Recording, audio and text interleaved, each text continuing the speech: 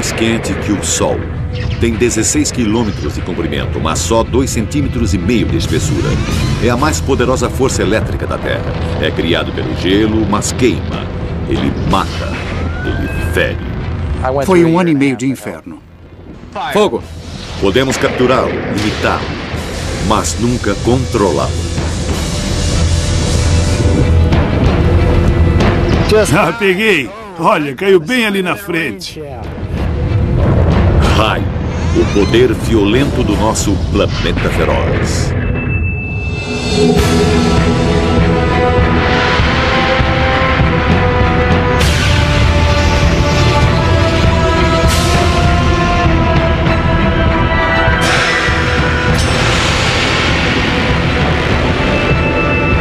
Planeta Feroz. Raio.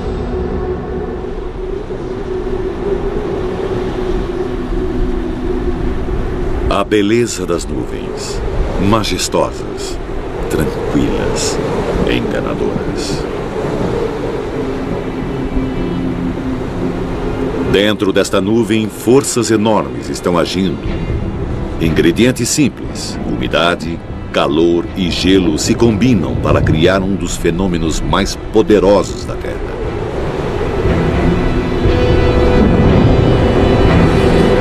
O raio.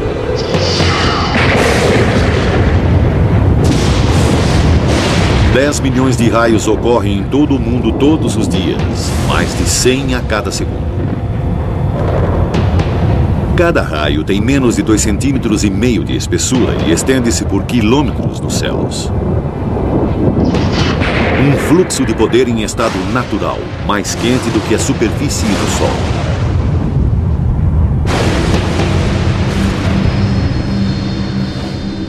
A qualquer momento existem pelo menos 2.000 tempestades assolando o nosso planeta. Os raios estão à nossa volta. Uma força natural de poder quase inacreditável. Ainda assim, o raio é um mistério para nós, apesar de 200 anos de pesquisas. Ainda não temos nenhuma resposta para as perguntas mais fundamentais. O que causa os raios? Aonde eles irão cair e quando?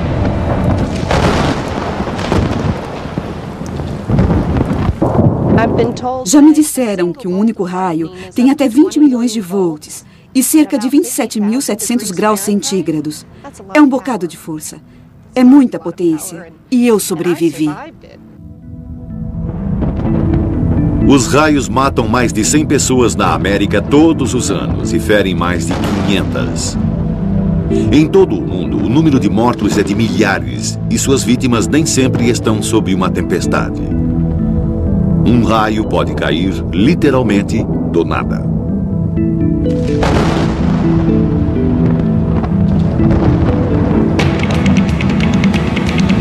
Esta foi a experiência de Michelle Dougherty. Ela foi atingida enquanto esquiava num claro dia de verão. O dia estava lindo. Estava quente e ensolarado. E alugamos 2 jet skis por 1 hora. E foi quase no final daquela hora que aconteceu o acidente.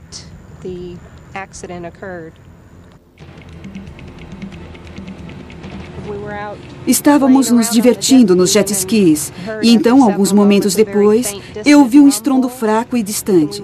E estávamos voltando para as docas. E em algum lugar, bem nesta área, eu fui atingida por um raio.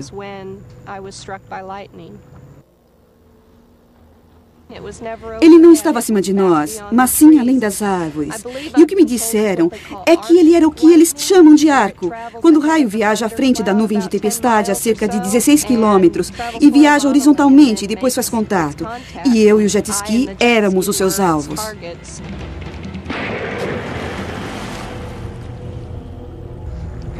Aparentemente, ele se dividiu e entrou pelo meu ombro esquerdo, e uma parte atravessou o jet ski. O raio atinge as suas vítimas com selvageria, de forma quase casual. Não é à toa que muitas culturas o consideravam uma ferramenta dos deuses. Para os antigos gregos, os raios eram os relâmpagos de Zeus, enviados à Terra como punição.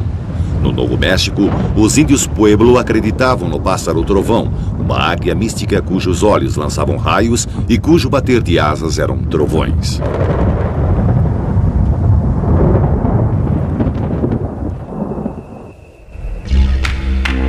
Na Austrália Setentrional, os aborígenes vivem com o raio há milhares de anos. De novembro a janeiro de cada ano, esta terra experimenta as mais poderosas e impressionantes tempestades do mundo.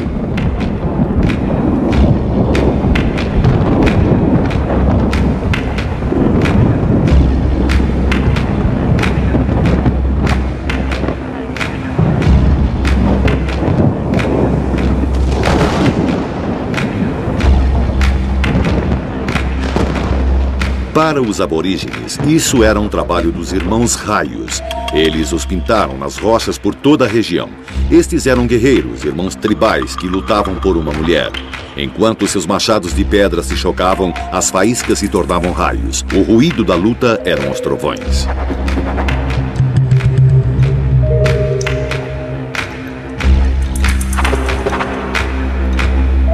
Numa história, o irmão vencedor teve filhos. Fileiras de raios bebês esperando para serem lançados.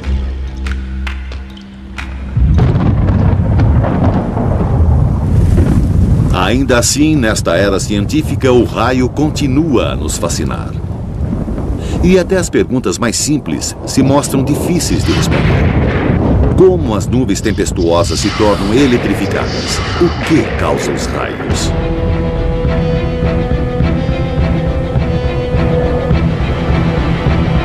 As tempestades são formadas por água e calor.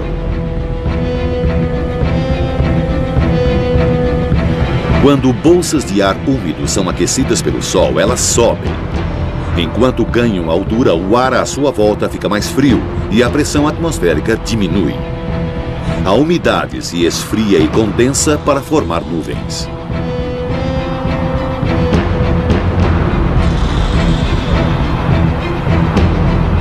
Este processo está no centro da formação de todo tipo de nuvens. Mas para criar um raio, ele precisa ir além.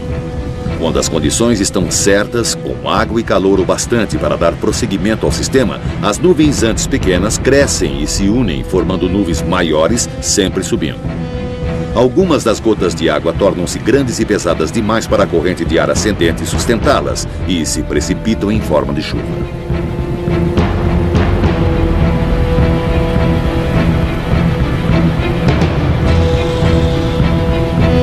As fortes correntes de convecção elevam as menores gotículas cada vez mais alto. E na região superior da nuvem, que é a mais fria, elas se congelam, formando minúsculos cristais de gelo.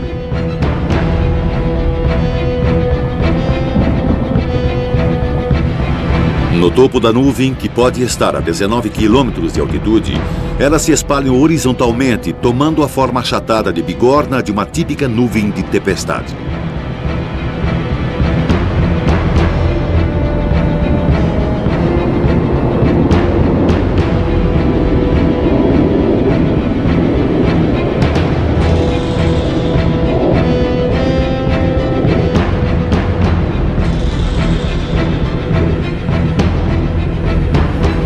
Mais água congela nas partículas de gelo e elas crescem e formam granizo que passa de volta através da nuvem. O granizo cai através da corrente de partículas menores em ascensão, causando milhões de minúsculas colisões. Cada colisão derruba elétrons dos cristais de gelo que estão subindo, dando a eles uma carga elétrica positiva, enquanto o granizo, que está caindo, fica carregado negativamente. Toda a nuvem acaba ficando eletrificada como uma pilha gigante, positiva em cima e negativa nas regiões inferiores.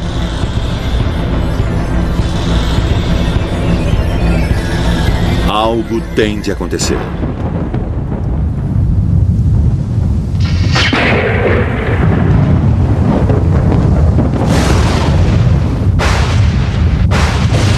Uma enorme corrente elétrica atravessa o ar para neutralizar as duas cargas. Um raio foi criado.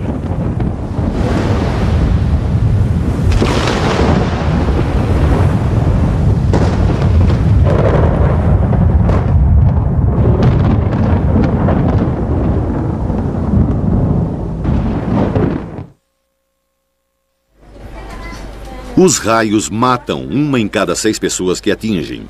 Os sobreviventes frequentemente têm ferimentos sérios. A maioria dos médicos raramente encontram vítimas de raios e não reconhecem os sinais. Um dos poucos especialistas em ferimentos provocados por raios é a doutora Marian Cooper. Oi, eu sou a doutora Cooper. O que houve com você? Eu estava em casa ao telefone. Houve um grande estalo e quando dei por mim, estava do outro lado da sala. E sentindo dor no ombro. No ombro só? É, só este ombro aqui. E a minha orelha está doendo um pouco. Eu não me sinto muito bem. O raio, aquela energia incrível, aquele tipo que atinge o jardim, provavelmente tem entre 10 e 30 milhões de volts e 10 a 30 mil amperes. Grande parte dessa energia não passa pela pessoa. Você foi atirada para fora da cadeira? Isso mesmo. Caí fora da cadeira e fui para o chão. Até onde sabemos, o que acontece quando um raio atinge uma pessoa é que ele desce pelo ar, vê a pessoa como um tipo diferente de resistor, de objeto, passa por essa pessoa numa fração de segundo e faz um clarão do lado de fora, quase que explode por fora. Então, a maior parte da energia provavelmente passa em volta da pessoa e não através dela. Não, a barriga não dói. E fora dormência e formigamento, a senhora não sente outra coisa nas pernas? Não, eu só não me sinto 100%, mas é uma espécie de formigamento. As pernas não doem ou queimam. Certo. Já teve algum problema assim antes? Nunca. Sim. Aperte os meus dedos. A única coisa que mata as pessoas nessa situação é uma parada cardíaca. Isso acontece na hora em que são atingidas. É muito incomum haver outra causa de morte após o incidente inicial. Alguma queimadura? Não que eu possa sentir.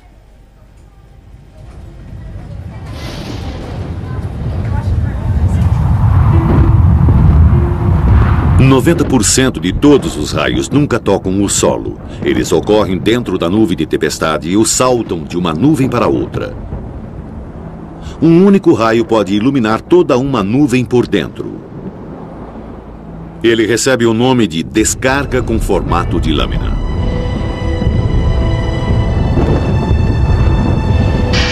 Um dos maiores mistérios dos raios é por que ele toma um caminho específico no ar. Só agora a ciência está começando a entender esse fenômeno. Tudo começa na região carregada negativamente na base da nuvem.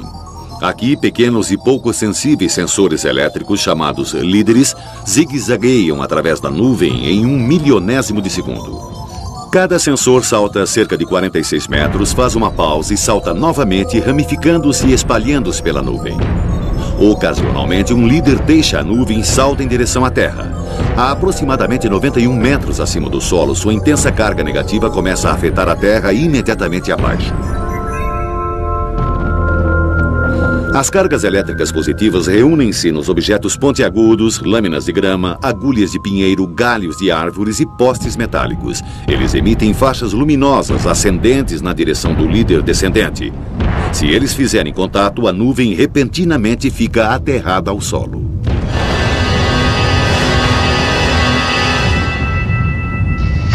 Uma enorme descarga elétrica irrompe através do canal. A parte mais perto do solo descarrega primeiro. Então, enquanto a corrente é despejada canal abaixo de regiões cada vez mais altas, a parte visível do raio dispara para cima, próximo à velocidade da luz.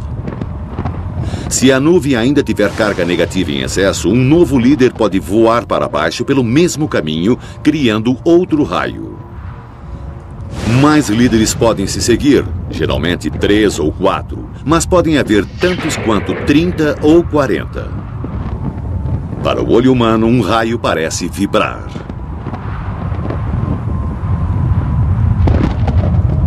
Estas imagens contêm um raro exemplo de um raio indo para cima, capturado pela câmera. À velocidade normal, ele aparenta ser só mais um raio caindo por perto. Mas vendo o filme quadro a quadro, logo antes do raio principal, outro raio é claramente visível serpenteando de baixo para cima. Na verdade, o raio principal atingiu o solo a alguma distância porque o outro não fez contato. Caso contrário, o cinegrafista correria um grave perigo. Ainda assim, sempre houve pessoas preparadas para tentar o destino, colocando-se no caminho de um raio.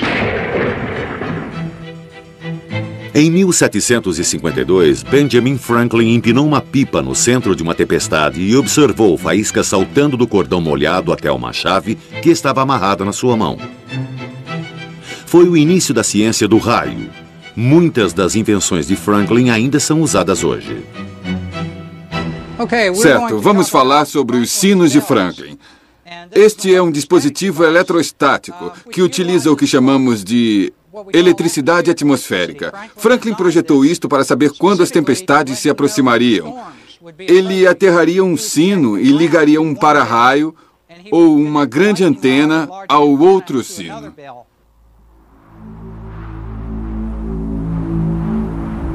Quando a nuvem de tempestade se aproximou, o ar ficou eletrificado e um sino ficou carregado. O pêndulo transferiu a carga para a Terra através do outro sino. Quando os sinos começaram a soar, Franklin sabia que uma tempestade se aproximava.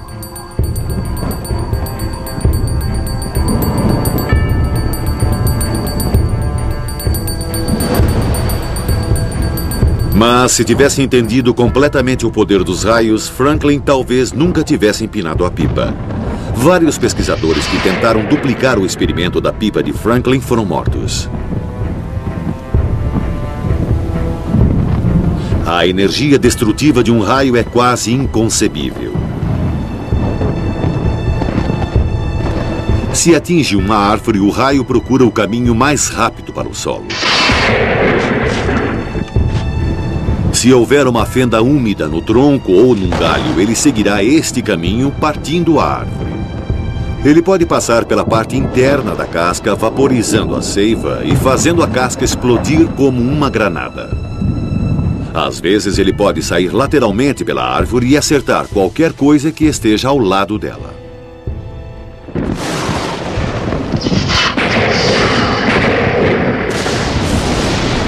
Uma situação como essa quase matou Tony Scott, um engenheiro de telefonia de Miami.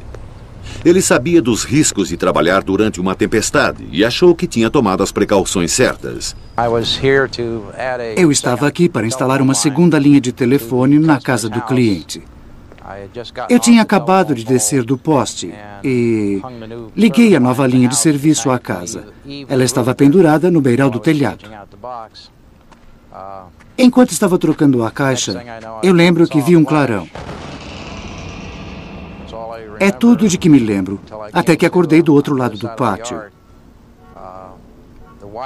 O fio não estava aterrado nem nada, e eles me disseram que um raio atingiu o poste. E felizmente desceu pelos dois lados do cabo. Mas ele também desceu pela linha de serviço, que não estava aterrada, e eu era o terra mais próximo. Quando voltei a mim, eu não podia me mover. Fiquei paralisado. E senti a boca cheia de prata. E eu nem podia cuspir, porque não podia virar a cabeça.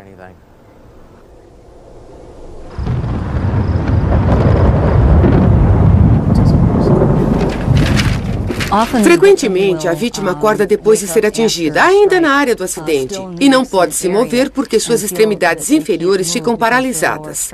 Suas pernas, às vezes um braço ou ambos os braços, ficam assim por um determinado período. Eles também podem relatar dor, dormência, formigamento, esse tipo de coisa. Isso provavelmente é devido a algum ferimento causado ao sistema nervoso parasimpático. No hospital pensaram que eu tinha tido um derrame, porque metade do meu rosto estava caído. Mas eu acabei com uma perda auditiva de 20% e perdi parte da sobrancelha, onde o raio me atingiu. Ela não cresce mais, então preciso aparar a outra para ficarem iguais. Mas, fora isso, foi 1 ano e meio de inferno.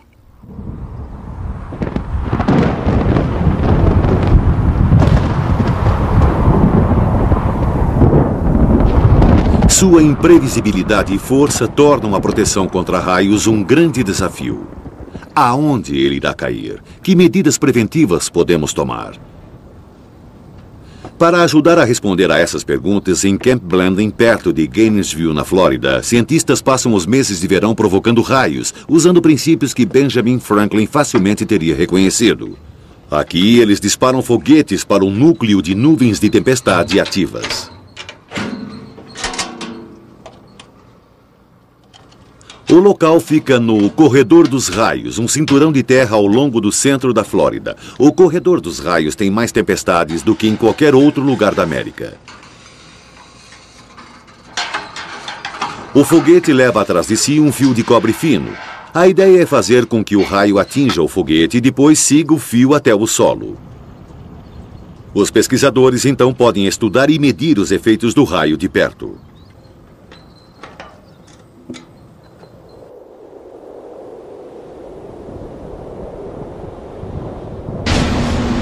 Os campos estão começando a ficar negativos. Assegure-se que tudo esteja bem armado. Controle, aqui é a área do raio, câmbio. Controle de alcance. Confirme em 1509. Vamos disparar. Tudo está armado. Ligando a força, ligando o ar. Armando o foguete número 1. Os campos estão a -5, indo para -7. -7 e armando. E em -8, disparamos. 3, 2, 1, fogo.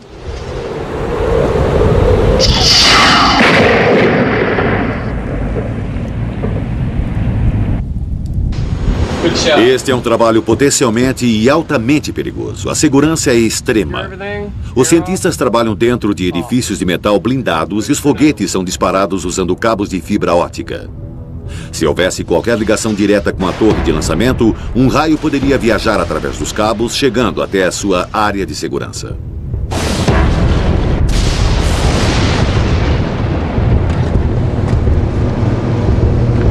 Esses são os dois tipos de foguetes que usamos agora.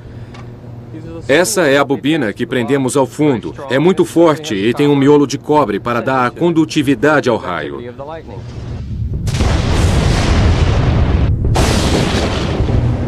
Esses vieram da França. Esses são os que usamos e que são os mais confiáveis no momento. O maior problema é que temos de usar pólvora. O motor carrega 900 gramas de pólvora sob pressão. Então, eles são muito perigosos e podem acender a mais ligeira provocação.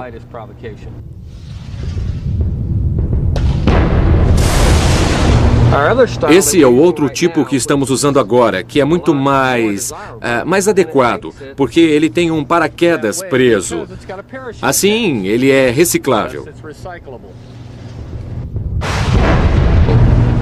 Isso aqui é antes. E isso é depois. A principal meta da pesquisa é testar os cabos e o maquinário usados na indústria da energia elétrica. Cortes de energia frequentemente são causados por raios que atingem grandes instalações ao ar livre. Os pesquisadores medem as enormes sobretensões de energia durante a queda dos raios provocados para ajudá-los a desenvolver sistemas novos à prova de raios. Provocar raios com sucesso exige experiência e habilidade. O momento do lançamento precisa ser cronometrado com precisão. Como as cargas negativas aumentam nas nuvens, sensores medem o campo positivo correspondente no solo. Eles só podem disparar quando este campo atinge um nível crítico. Mesmo assim, eles nem sempre são bem-sucedidos. Eles provocam raios em cerca de 70% dos lançamentos. Às vezes, eles conseguem mais do que pediram e o raio provocado dispara raios naturais muito mais potentes.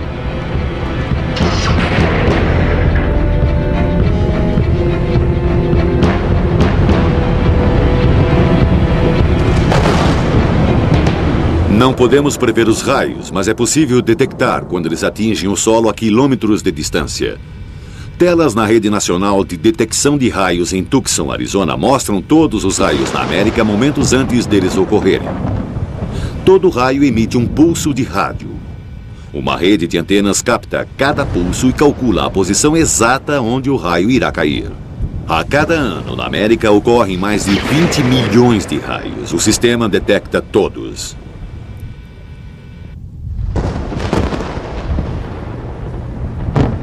Gunnar Blank usa um radiodetector para ajudá-lo a procurar tempestades de raios. Oh, belíssimo!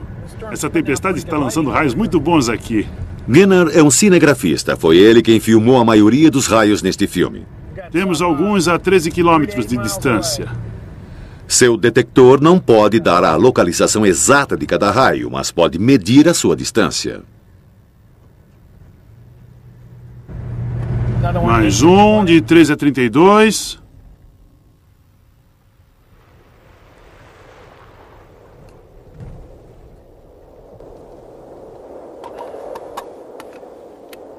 Muito bem. Provavelmente vai ser onde a chuva está se precipitando ou imediatamente fora dela. E estamos aqui num morro. Então, estamos um pouco expostos. O problema de Gunnar é saber precisamente o quanto ele se expõe. Qual o nível de risco que ele está correndo. O detector de raios só nos dá uma ideia da distância dos raios. Você também pode olhar. 0 a 5. Vai ser uma tempestade de ficar dentro do carro. E bem rápida. Mais 1. Enquanto a tempestade se aproxima, os raios caem cada vez mais perto e são cada vez mais frequentes. São condições perfeitas para a filmagem. Oh, que beleza! Que maravilha! Esse foi lindo. Foi perto, muito perto. Eu gostaria que um raio descesse pelo lado e ele desceu. Oh, foi perto. Oh, foi perto. Foi bem aqui, no final da estrada. Essas coisas estão chegando perto demais. Acho melhor entrar. Um carro é o lugar mais seguro para se estar durante uma tempestade. Para Gunnar Blank, que passa tanto tempo perto de raios, é o seu único abrigo.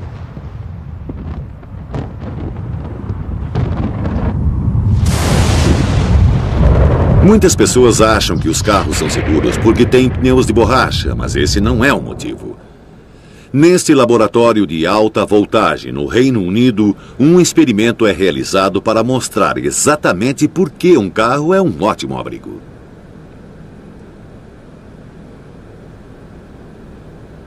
Teoricamente, se o veículo for atingido por uma faísca de alta voltagem, seu chassi metálico irá conduzir a corrente elétrica em volta da pessoa dentro do carro e depois para a terra através dos pneus. Seria perfeitamente seguro sentar dentro de um carro durante este experimento.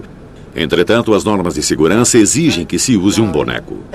7, 6, 5, 4, 3, 2, 1. O boneco recebeu fios para que qualquer corrente que passe através dele possa ser medida. Repetidamente, uma faísca de 2 milhões de volts atinge o carro e nenhuma das vezes o boneco é atingido. Nestas condições de laboratório, pelo menos, a teoria funciona. Você realmente está mais seguro dentro de um veículo durante uma tempestade.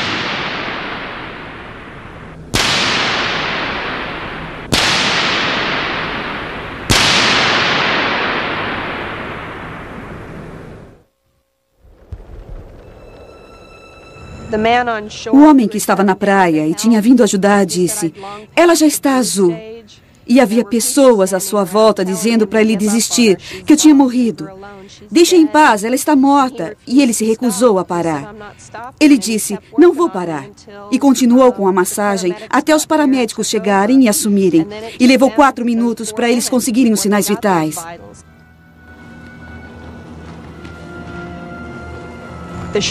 A memória a curto prazo no primeiro ano após o acidente foi um problema. Eu fazia uma pergunta ao meu marido 6 vezes, a mesma pergunta, no intervalo de 10 minutos, e não me lembrava que tinha perguntado. Até fomos para casa no Natal daquele ano em que fui atingida. E eu não me lembro de ter passado o Natal na Califórnia.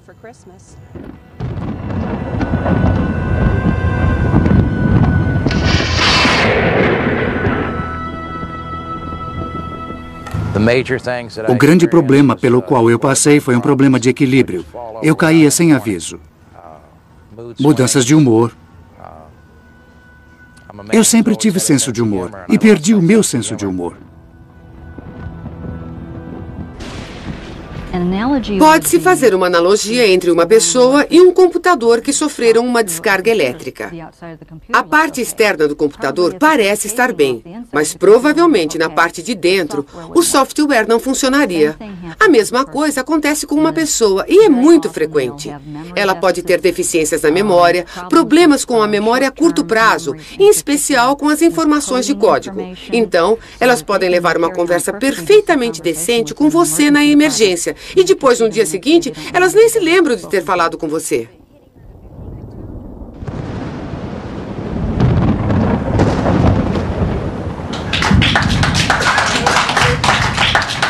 Bem-vindos à 6ª reunião anual da Organização Internacional de Vítimas de Raios e Choques Elétricos em Gettysburg, Pensilvânia.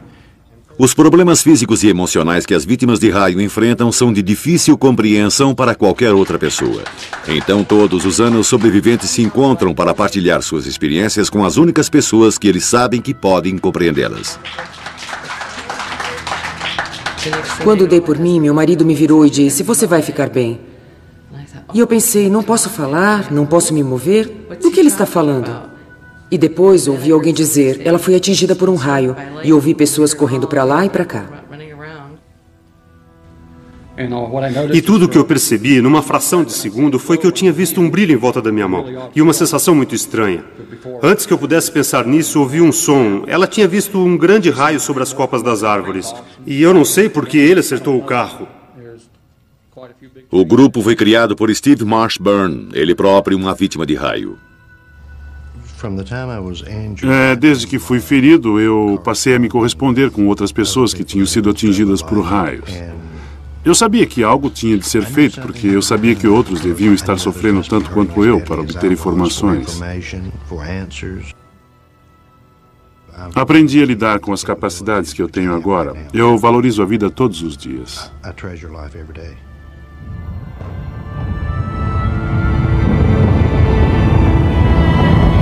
Todos estamos cada vez mais vulneráveis aos raios. Eles podem danificar a tecnologia da qual a nossa sociedade depende tão facilmente quanto podem ferir pessoas.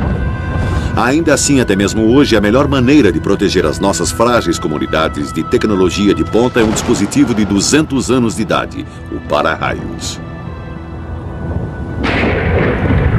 A haste deve ser resistente o bastante para suportar a enorme voltagem e corrente de um raio. E neste experimento ao ar livre no Japão, condutores de raios estão sendo testados com raios simulados, 3 milhões de volts de eletricidade, saltando de pelo menos 6 metros até o solo.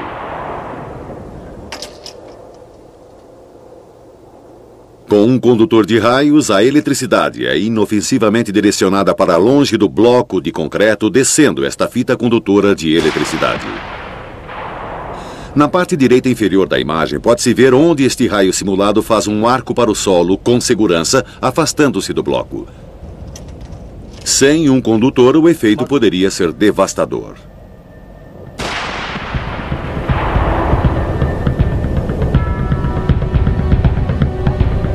Quanto mais sofisticada a nossa tecnologia, mais vulnerável ela fica aos raios. E uma das tecnologias mais vulneráveis de todas é o avião. No ar, seus sistemas de rádio, o radar e os tanques de combustível correm um risco potencial.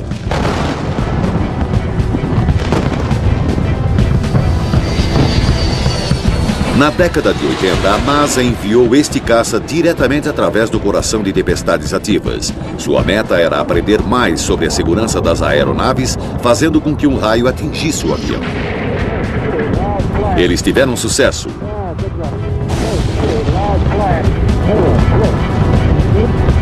Hoje, toda a capa metálica dos aviões é cuidadosamente projetada para conduzir qualquer raio através da parte de fora da aeronave com total segurança. Mas com uma máquina tão sofisticada como este ônibus espacial, essas medidas simples não bastam. Tudo pronto para o lançamento. 5, 4, 3, 2, 1. Ignição e lançamento do Atlantis, numa missão de estudos do planeta Terra. O ônibus espacial é uma combinação multibilionária de combustível altamente explosivo e circuitos delicados.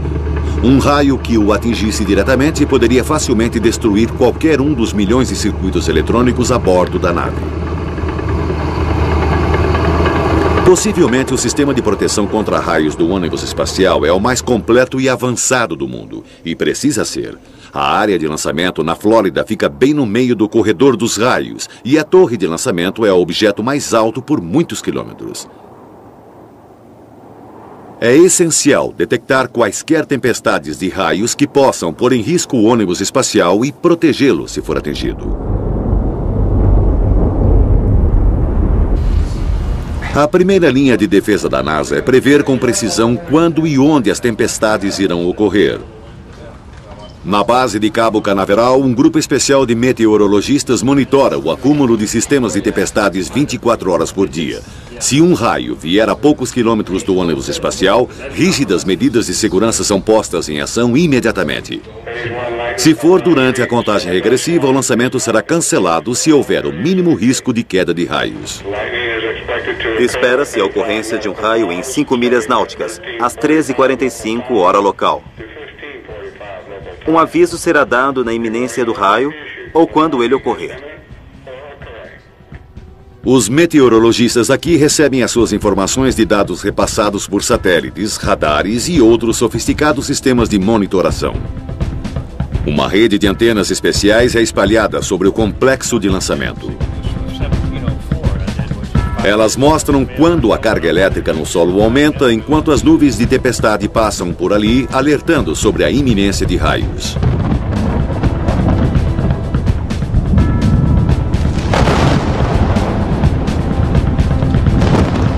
Mas é inevitável que o ônibus espacial ou a torre de lançamento, às vezes, sejam atingidos por um raio, como mostram essas imagens de uma câmera de segurança da NASA.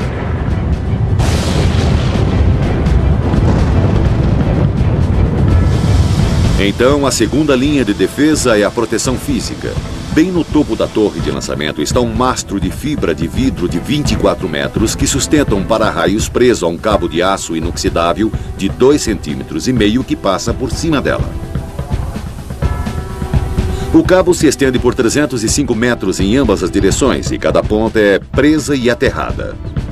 Qualquer queda de raio próxima deve ser atraída pelo para-raios e depois viajar através dos cabos até o solo. Uma lâmpada de flash fotográfico antiga é uma maneira simples, mas eficaz de confirmar a queda de um raio. Se a lâmpada estiver queimada, o cabo foi atingido. O tanque de combustível principal do ônibus espacial contém aproximadamente 1.890 metros cúbicos de hidrogênio e oxigênio líquidos. Ele também é protegido por um condutor de raios resistente. Através de todo o ônibus espacial, os delicados circuitos eletrônicos são blindados contra sobretensões elétricas só no caso de um raio passar pelos sistemas de proteção. Até agora isso não aconteceu. E com as defesas que a NASA opera, nunca deve acontecer. Uma vez no espaço, a vista do ônibus espacial revela o verdadeiro tamanho e poder do raio. Diariamente, enormes tempestades tropicais rolam por sobre as ilhas da Indonésia. À noite, os céus sobre a América ganham vida com enormes raios.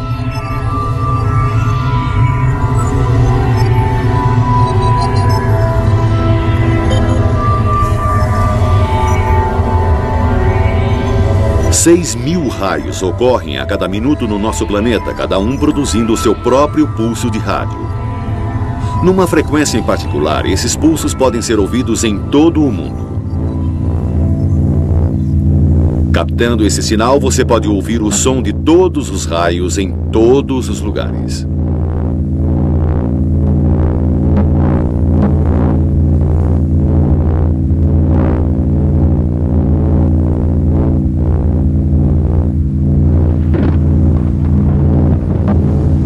Enquanto estas tempestades de raios viajam através da atmosfera do nosso planeta, elas sutilmente o modificam. Agora sabemos que o raio desempenha um papel importante na sustentação de toda a vida no planeta. Este avião é parte de um complexo programa de pesquisa científica do Colorado, projetado para analisar o efeito dos raios na atmosfera. O avião foi equipado com dispositivos que aspiram ar para os instrumentos instalados em seu interior. Ele voa a baixa altitude em volta e às vezes diretamente sob tempestades ativas. Os pesquisadores então podem analisar como o raio altera e afeta a química do ar.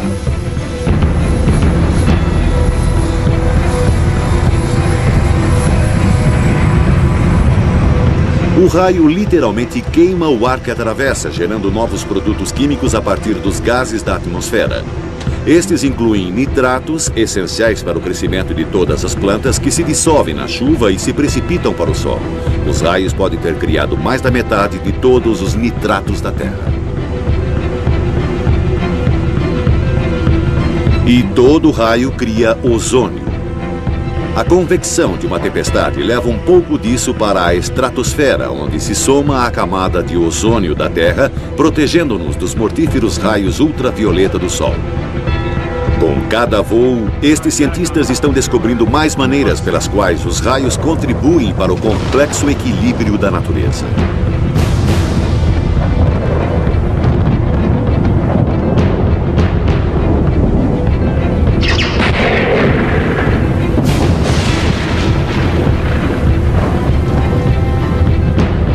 Com cada nova descoberta, os raios nos oferecem novas surpresas e novos mistérios.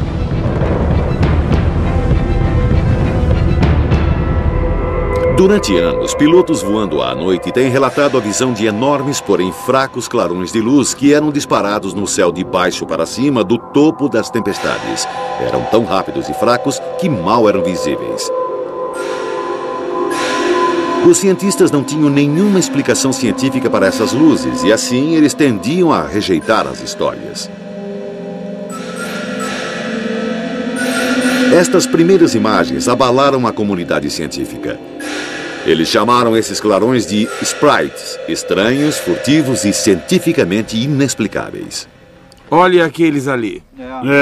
Viu? Agora existem projetos em todo o mundo tentando estabelecer a natureza exata destas misteriosas descargas elétricas. Bem no meio do corredor dos sprites. Esta estação de pesquisas no topo de uma montanha no Wyoming usa equipamento especial que requer um baixo nível de luminosidade para capturá-los em vídeo. Acho que as nuvens vão se dissipar esta noite. Os sprites são enormes. Eles são disparados do topo de uma nuvem de tempestade de 19 quilômetros a alturas de 97 quilômetros ou mais. Isso significa que os pesquisadores têm de observá-los a uma grande distância. Do cume desta montanha, eles observam tempestades sobre as grandes planícies a até 800 quilômetros de distância. E espere pelo melhor. Sempre podemos mudá-los se... São estes. Eles estão bem na junção do Wyoming com Dakota do Sul e Nebraska.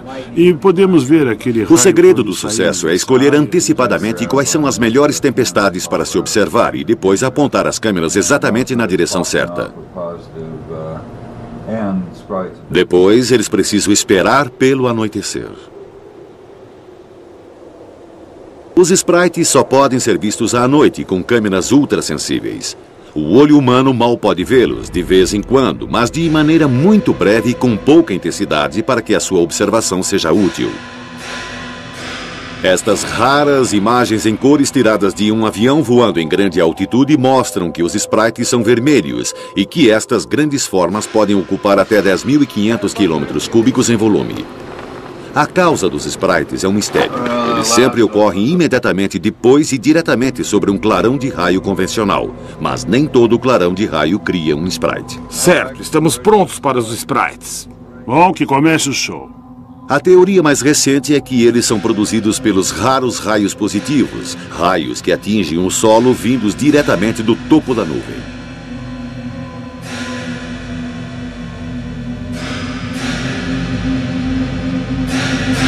Os pesquisadores também descobriram um segundo fenômeno. Esses jatos ascendentes são chamados correntes de jato. São mais fracos e mais rápidos do que os seus primos, os sprites. A causa precisa dos sprites e das correntes de jatos, qual sua constituição e, acima de tudo, que efeito eles podem ter sobre a atmosfera superior, ainda são desconhecidos. Por maior que seja a nossa compreensão, o raio ainda tem os seus mistérios.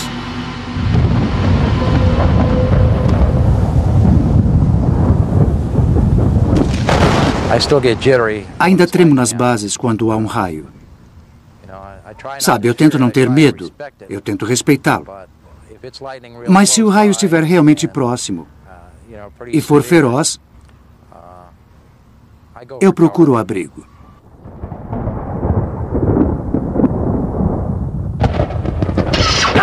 Eu sobrevivi. As pessoas sobrevivem a eles. Você passa por isso e vai em frente. As tempestades de raios têm iluminado os nossos céus desde o início do mundo, deixando-nos com medo, mas também com uma irresistível fascinação. Eu provavelmente não devia dizer isso na TV. Eu adoro raios. Acho que é uma das coisas mais fantásticas, o maior fenômeno natural que existe. É uma das maiores dádivas que já recebemos. É lindo. Apesar de eu entender que para as vítimas, ele pode ser muito assustador. Se eu tomo os cuidados que mando os outros tomarem? Não. Eu sento na minha varanda e observo os raios. Já disse à minha família que quando me aposentar, teremos de encontrar um lugar onde possamos observar as tempestades e os raios.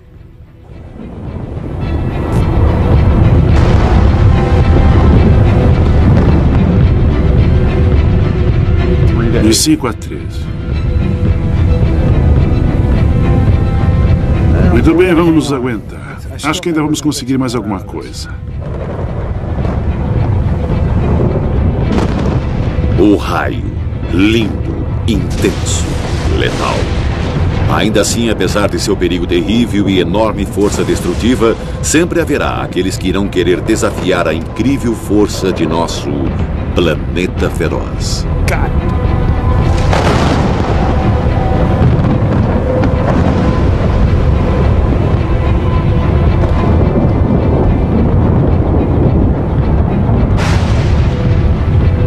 Versão brasileira, Tempo Filmes, São Paulo. –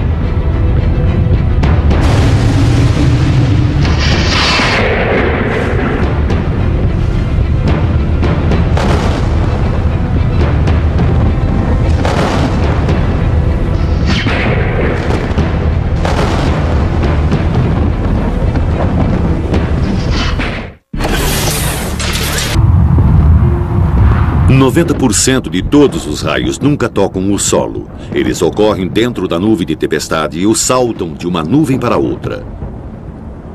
Um único raio pode iluminar toda uma nuvem por dentro. Ele recebe o nome de descarga com formato de lâmina.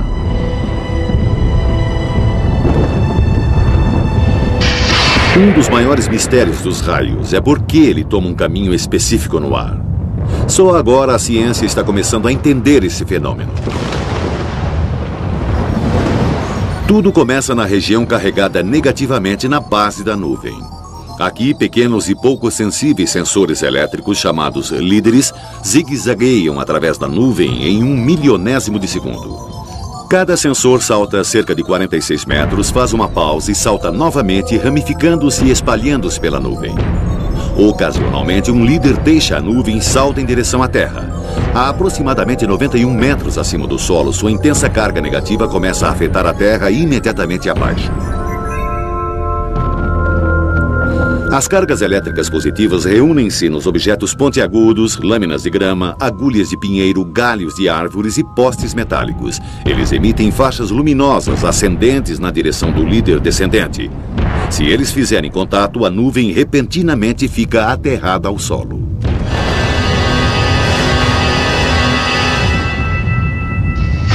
Uma enorme descarga elétrica irrompe através do canal. A parte mais perto do solo descarrega primeiro. Então, enquanto a corrente é despejada canal abaixo de regiões cada vez mais altas, a parte visível do raio dispara para cima, próximo à velocidade da luz. Se a nuvem ainda tiver carga negativa em excesso, um novo líder pode voar para baixo pelo mesmo caminho, criando outro raio. Mais líderes podem se seguir, geralmente 3 ou 4, mas podem haver tantos quanto 30 ou 40. Para o olho humano, um raio parece vibrar.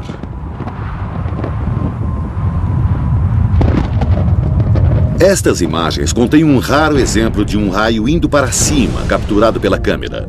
À velocidade normal, ele aparenta ser só mais um raio caindo por perto. Mas vendo o filme quadro a quadro, logo antes do raio principal, outro raio é claramente visível serpenteando de baixo para cima. Na verdade, o raio principal atingiu o solo a alguma distância porque o outro não fez contato. Caso contrário, o cinegrafista correria um grave perigo.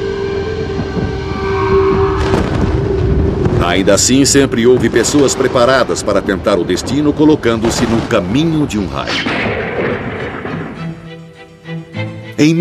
Se houver uma fenda úmida no tronco ou num galho, ele seguirá este caminho partindo a árvore. Ele pode passar pela parte interna da casca, vaporizando a seiva e fazendo a casca explodir como uma granada. Às vezes, ele pode sair lateralmente pela árvore e acertar qualquer coisa que esteja ao lado dela.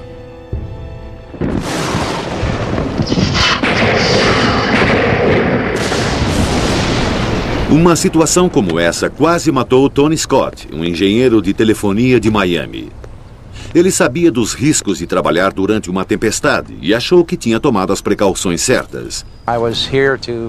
Eu estava aqui para instalar uma segunda linha de telefone na casa do cliente. Eu tinha acabado de descer do poste e liguei a nova linha de serviço à casa. Ela estava pendurada no beiral do telhado. Enquanto estava trocando a caixa, eu lembro que vi um clarão. É tudo de que me lembro, até que acordei do outro lado do pátio. O fio não estava aterrado nem nada, e eles me disseram que um raio atingiu o poste. E felizmente desceu pelos dois lados do cabo. Mas ele também desceu pela linha de serviço, que não estava aterrada, e eu era o terra mais próximo. Quando voltei a mim, eu não podia me mover. Fiquei paralisado. E senti a boca cheia de prata.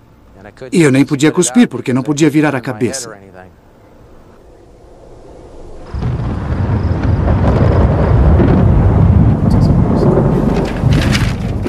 Frequentemente, a vítima acorda depois de ser atingida, ainda na área do acidente, e não pode se mover porque suas extremidades inferiores ficam paralisadas.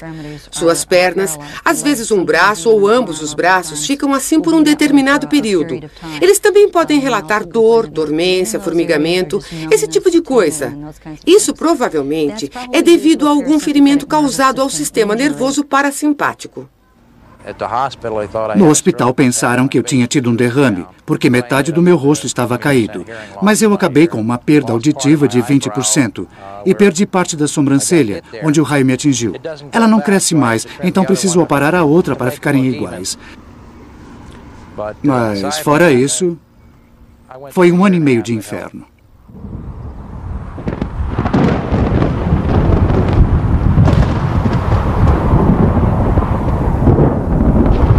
Sua imprevisibilidade e força tornam a proteção contra raios um grande desafio. Aonde ele irá cair? Que medidas preventivas podemos tomar? Para ajudar a responder a essas perguntas, em Camp Blanding, perto de Gainesville, na Flórida, cientistas passam os meses de verão provocando... Eu fazia uma pergunta ao meu marido 6 vezes, a mesma pergunta, no intervalo de 10 minutos, e não me lembrava que tinha perguntado. Até fomos para casa no Natal daquele ano em que fui atingida. E eu não me lembro de ter passado o Natal na Califórnia.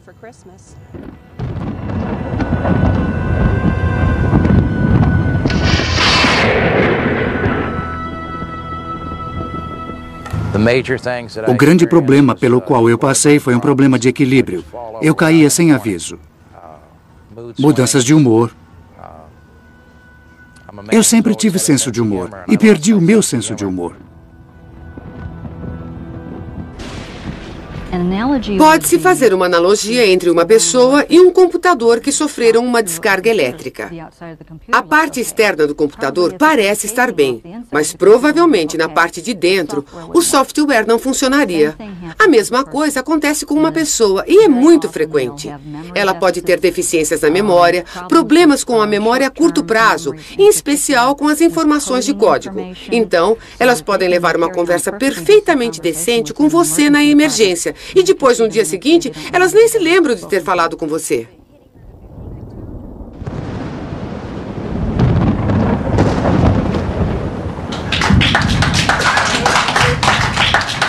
Bem-vindos à 6ª reunião anual da Organização Internacional de Vítimas de Raios e Choques Elétricos em Gettysburg, Pensilvânia.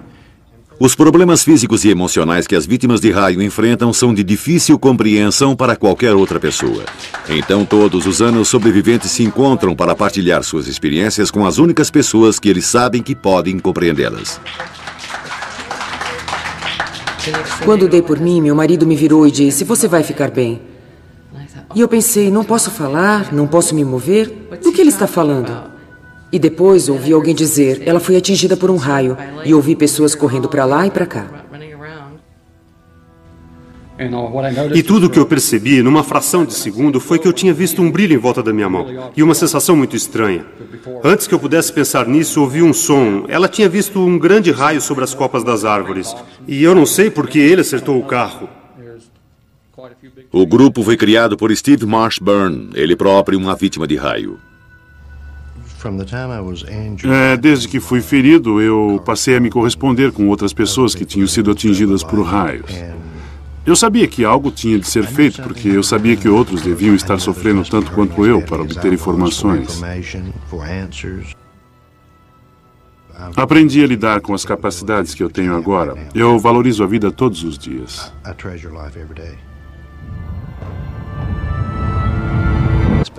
No hospital pensaram que eu tinha tido um derrame, porque metade do meu rosto estava caído. Mas eu acabei com uma perda auditiva de 20% e perdi parte da sobrancelha, onde o raio me atingiu. Ela não cresce mais, então preciso aparar a outra para ficarem iguais. Mas, fora isso, foi 1 ano e meio de inferno.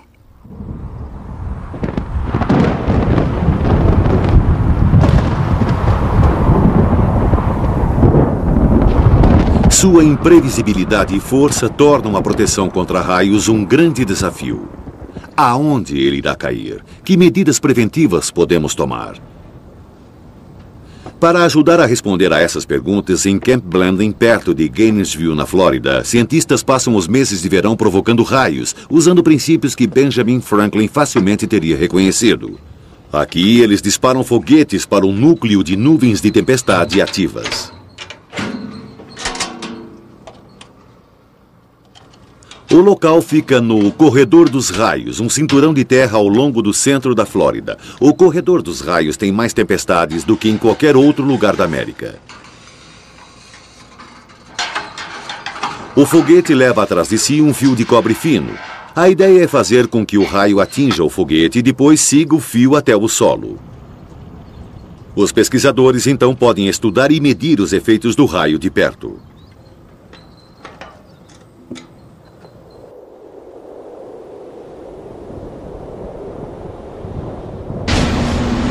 Os campos estão começando a ficar negativos. Assegure-se que tudo esteja bem armado. Controle, aqui é a área do raio, câmbio. Controle de alcance. Confirme em 1509. Vamos disparar.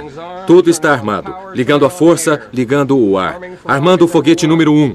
Os campos estão a -5, indo para -7. -7 e armando. E em -8, disparamos. 3, 2, 1, fogo.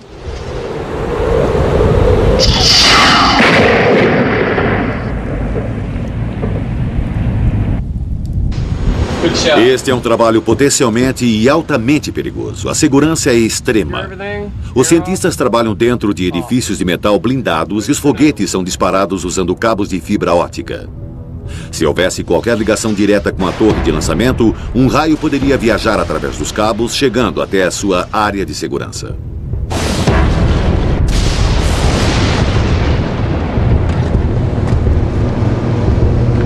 Esses são os 2 tipos de foguetes que usamos agora. Essa é a bobina que prendemos ao fundo. É muito forte e tem um miolo de cobre para dar a condutividade ao raio.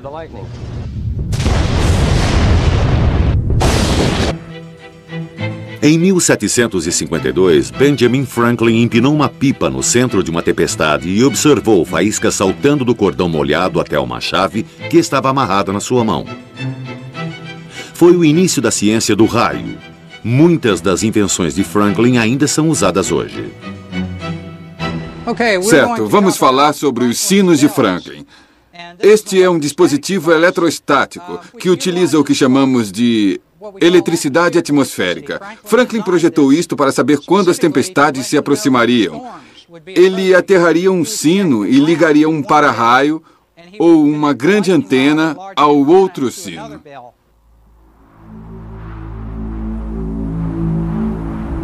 Quando a nuvem de tempestade se aproximou, o ar ficou eletrificado e um sino ficou carregado. O pêndulo transferiu a carga para a terra através do outro sino.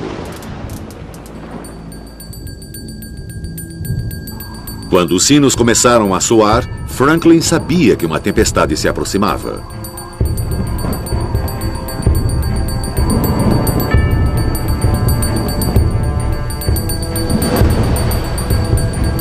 Mas se tivesse entendido completamente o poder dos raios, Franklin talvez nunca tivesse empinado a pipa. Vários pesquisadores que tentaram duplicar o experimento da pipa de Franklin foram mortos. A energia destrutiva de um raio é quase inconcebível. Se atinge uma árvore, o raio procura o caminho mais rápido para o solo. Se houver uma fenda úmida no tronco ou num galho, ele seguirá este caminho partindo a árvore. Ele pode passar pela parte interna da casca, vaporizando a seiva e fazendo a casca explodir como uma granada. Às vezes ele pode sair lateralmente pela árvore e acertar qualquer coisa que esteja ao lado dela.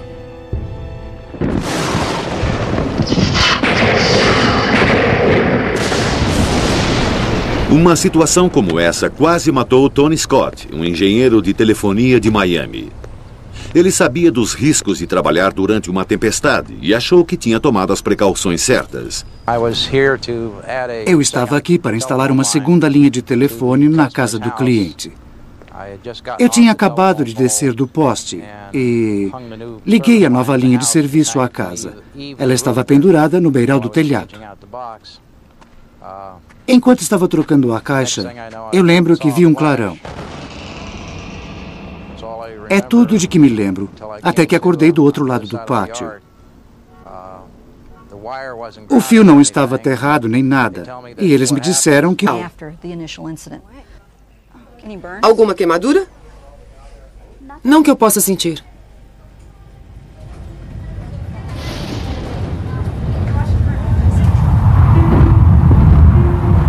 90% de todos os raios nunca tocam o solo. Eles ocorrem dentro da nuvem de tempestade e saltam de uma nuvem para outra.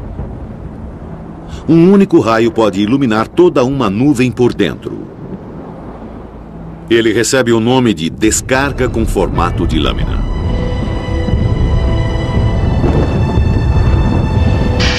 Um dos maiores mistérios dos raios é por que ele toma um caminho específico no ar. Só agora a ciência está começando a entender esse fenômeno. Tudo começa na região carregada negativamente na base da nuvem. Aqui, pequenos e pouco sensíveis sensores elétricos chamados líderes zigue-zagueiam através da nuvem em 1/1000º de segundo. Cada sensor salta cerca de 46 metros, faz uma pausa e salta novamente, ramificando-se e espalhando-se pela nuvem. Ocasionalmente, um líder deixa a nuvem e salta em direção à Terra. A aproximadamente 91 metros acima do solo, sua intensa carga negativa começa a afetar a Terra imediatamente abaixo. As cargas elétricas positivas reúnem-se nos objetos pontiagudos, lâminas de grama, agulhas de pinheiro, galhos de árvores e postes metálicos. Eles emitem faixas luminosas ascendentes na direção do líder descendente. Se eles fizerem contato, a nuvem repentinamente fica aterrada ao solo.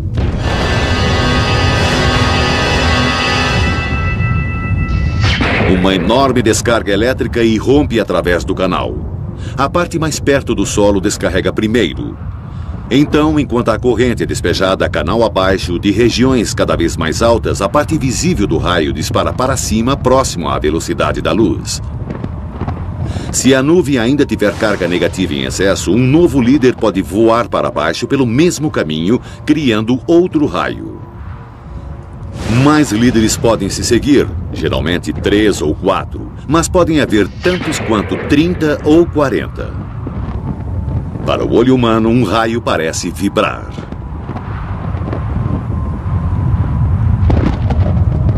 Estas imagens contêm um raro exemplo de um raio indo para cima, capturado pela câmera. À velocidade normal, ele aparenta ser só mais um raio caindo por perto. Mas vendo o filme quadro a quadro, logo antes do raio principal, outro raio é claramente visível serpenteando de baixo para cima.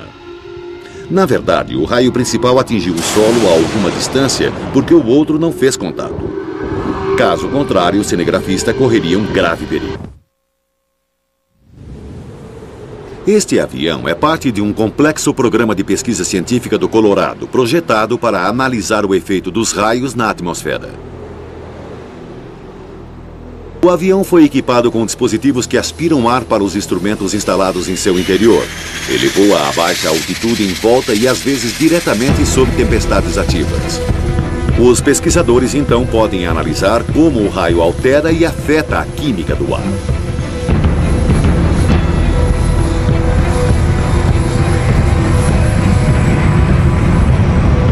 O raio literalmente queima o ar que atravessa, gerando novos produtos químicos a partir dos gases da atmosfera. Estes incluem nitratos, essenciais para o crescimento de todas as plantas, que se dissolvem na chuva e se precipitam para o solo. Os raios podem ter criado mais da metade de todos os nitratos da Terra. E todo raio cria ozônio. A convecção de uma tempestade leva um pouco disso para a estratosfera, onde se soma à camada de ozônio da Terra, protegendo-nos dos mortíferos raios ultravioleta do Sol. Com cada voo, estes cientistas estão descobrindo mais maneiras pelas quais os raios contribuem para o complexo equilíbrio da natureza.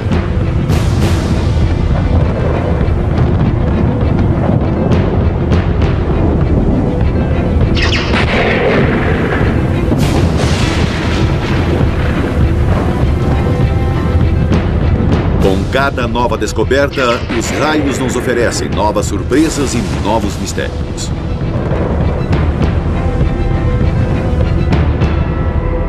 Durante anos, pilotos voando à noite têm relatado a visão de enormes, porém fracos clarões de luz que eram disparados no céu de baixo para cima do topo das tempestades. Eram tão rápidos e fracos que mal eram visíveis.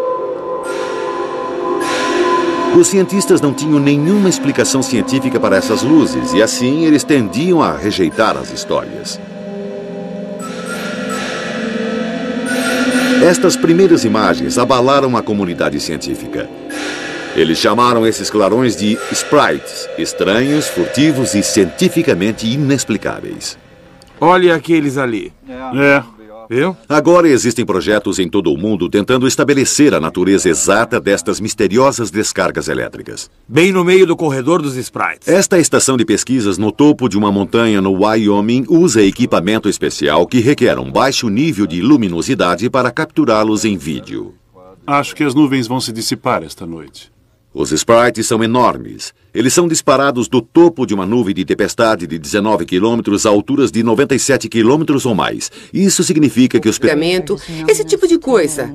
Isso provavelmente é devido a algum ferimento causado ao sistema nervoso parasimpático. No hospital pensaram que eu tinha tido um derrame, porque metade do meu rosto estava caído. Mas eu acabei com uma perda auditiva de 20% e perdi parte da sobrancelha, onde o raio me atingiu. Ela não cresce mais, então preciso aparar a outra para ficarem iguais. Mas, fora isso, foi 1 ano e meio de inferno.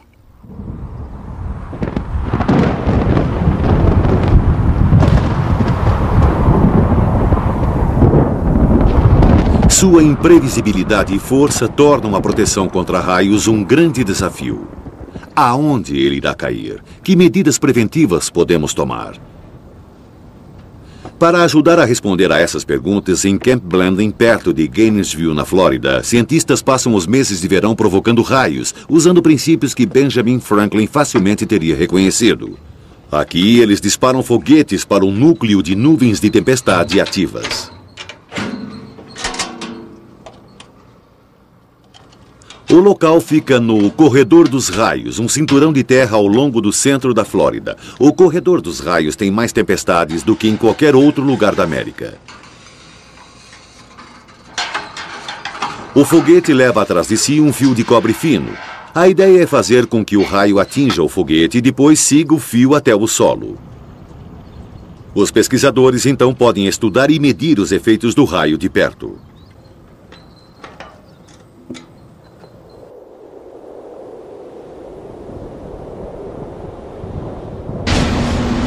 Os campos estão começando a ficar negativos. Assegure-se que tudo esteja bem armado. Controle, aqui é a área do raio, câmbio. Controle de alcance. Confirme em 1509. Vamos disparar. Tudo está armado. Ligando a força, ligando o ar. Armando o foguete número 1. Os campos estão a -5, indo para -7. -7 e armando. E em -8, disparamos. 3, 2, 1, fogo.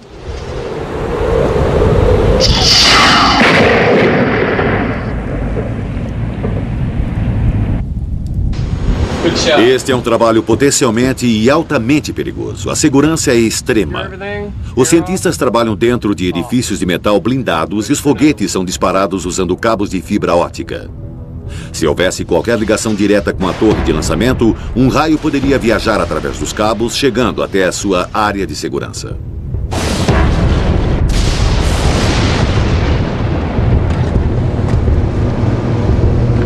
Esses são os dois tipos de foguetes que usamos agora. Essa é a bobina que prendemos ao fundo. Cima do topo das tempestades. Eram tão rápidos e fracos que mal eram visíveis. Os cientistas não tinham nenhuma explicação científica para essas luzes e assim eles tendiam a rejeitar as histórias. Estas primeiras imagens abalaram a comunidade científica. Eles chamaram esses clarões de sprites, estranhos, furtivos e cientificamente inexplicáveis. Olhe aqueles ali. Viu? Agora existem projetos em todo o mundo tentando estabelecer a natureza exata destas misteriosas descargas elétricas. Bem no meio do corredor dos sprites. Esta estação de pesquisas no topo de uma montanha no Wyoming usa equipamento especial que requer um baixo nível de luminosidade para capturá-los em vídeo. Acho que as nuvens vão se dissipar esta noite. Os sprites são enormes. Eles são disparados do topo de uma nuvem de tempestade de 19 quilômetros a alturas de 97 quilômetros ou mais. Isso significa que os pesquisadores têm de observá-los a uma grande distância. Do cume desta montanha, eles observam tempestades sobre as grandes planícies a até 800 quilômetros de distância. E espere pelo melhor. Sempre podemos mudá-los se... São estes. Eles estão bem na junção do Wyoming com Dakota do Sul e Nebraska. E podemos ver aquele raio... O segredo do sucesso é escolher antecipadamente quais são as melhores tempestades para se observar e depois apontar as câmeras exatamente na direção certa. Depois, eles precisam esperar pelo anoitecer. Os sprites só podem ser vistos à noite com câmeras ultrassensíveis. O olho humano mal pode vê-los de vez em quando, mas de maneira muito breve e com pouca intensidade para que a sua observação seja útil. Estas raras imagens em cores tiradas de um avião voando em grande altitude mostram que os sprites são vermelhos e que estas grandes formas podem ocupar até 10.500 quilômetros cúbicos em volume. A causa dos sprites é um mistério. Eles sempre ocorrem imediatamente depois e diretamente sobre um clarão de raio convencional. Mas nem todo clarão de raio cria um sprite. Certo, estamos prontos para os sprites. Bom, que comece o show. A teoria mais recente é que eles são produzidos pelos raros raios positivos, raios que atingem o solo vindos diretamente do topo da nuvem.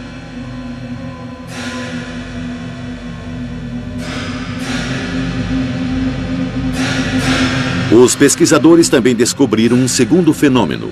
Esses jatos ascendentes são chamados correntes de jato. São mais fracos e mais rápidos do que os seus primos, os sprites. A causa precisa dos sprites e das correntes de jatos, qual sua constituição e, acima de tudo, que efeito eles podem ter sobre... Fora dormência e formigamento, a senhora não sente outra coisa nas pernas? Não, eu só não me sinto 100%, mas é uma espécie de formigamento. As pernas não doem ou queimam. Certo. Já teve algum problema assim antes? Nunca. Sim. Aperte os meus dedos. A única coisa que mata as pessoas nessa situação é uma parada cardíaca. Isso acontece na hora em que são atingidas. É muito incomum haver outra causa de morte após o incidente inicial. Alguma queimadura? Não que eu possa sentir.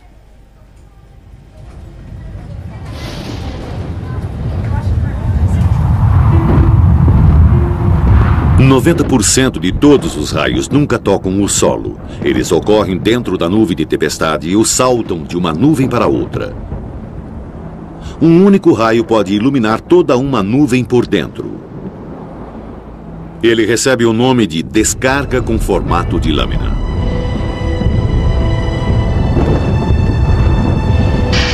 Um dos maiores mistérios dos raios é por que ele toma um caminho específico no ar. Só agora a ciência está começando a entender esse fenômeno. Tudo começa na região carregada negativamente na base da nuvem. Aqui, pequenos e pouco sensíveis sensores elétricos chamados líderes zigue-zagueiam através da nuvem em 1/1000º de segundo. Cada sensor salta cerca de 46 metros, faz uma pausa e salta novamente, ramificando-se e espalhando-se pela nuvem. Ocasionalmente, um líder deixa a nuvem e salta em direção à Terra. A aproximadamente 91 metros acima do solo, sua intensa carga negativa começa a afetar a Terra imediatamente abaixo. As cargas elétricas positivas reúnem-se nos objetos pontiagudos, lâminas de grama, agulhas de pinheiro, galhos de árvores e postes metálicos. Eles emitem faixas luminosas ascendentes na direção do líder descendente. Se eles fizerem contato, a nuvem repentinamente fica aterrada ao solo.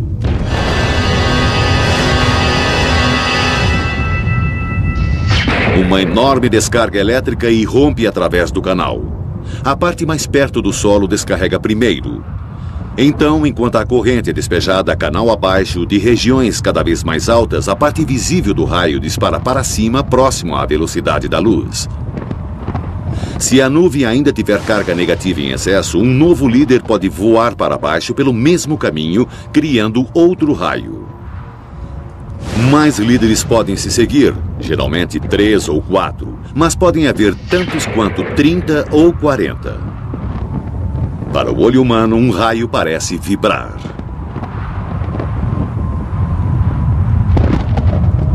Estas imagens contêm um raro exemplo.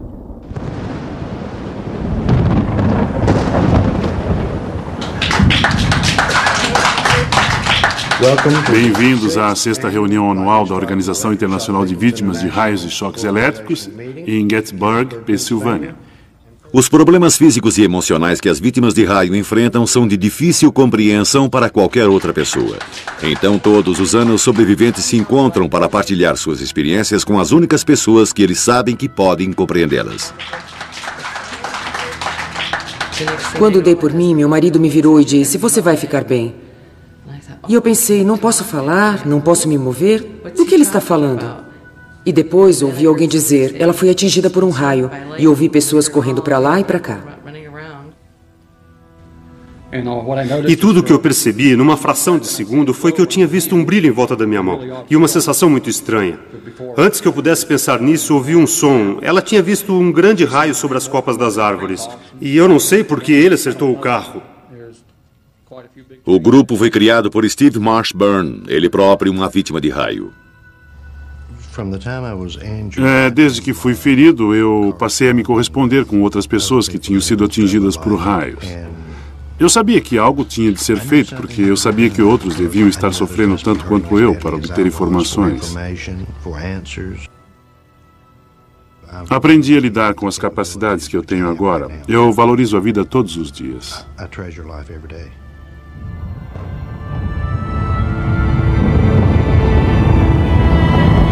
Todos estamos cada vez mais vulneráveis aos raios. Eles podem danificar a tecnologia da qual a nossa sociedade depende tão facilmente quanto podem ferir pessoas.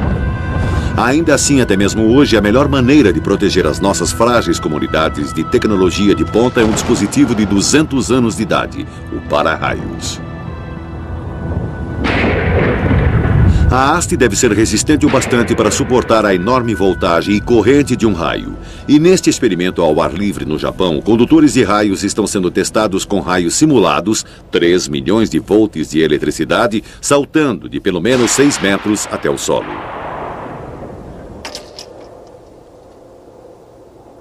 Com um condutor de raios, a eletricidade é inofensivamente direcionada para longe do bloco de concreto, descendo esta fita condutora de eletricidade. Na parte direita inferior da imagem, pode-se ver onde este raio simulado faz um arco para o solo, com segurança, afastando-se do bloco. Sem um condutor, o efeito poderia ser devastador.